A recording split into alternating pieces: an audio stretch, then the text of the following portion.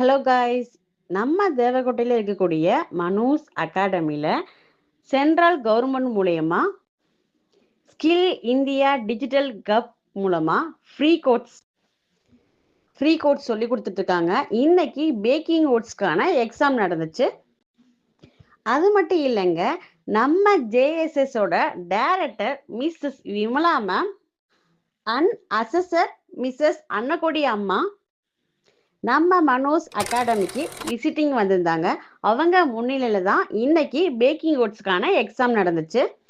நம்ம JSS free course மூலயமா நிறைய பெண்கள் அவங்களுக்கு பிடிச்ச கோர்ஸை கற்றுக்கிட்டு அவங்களோட திறமையை வெளியில் கொண்டு வந்துட்டு இருக்காங்க.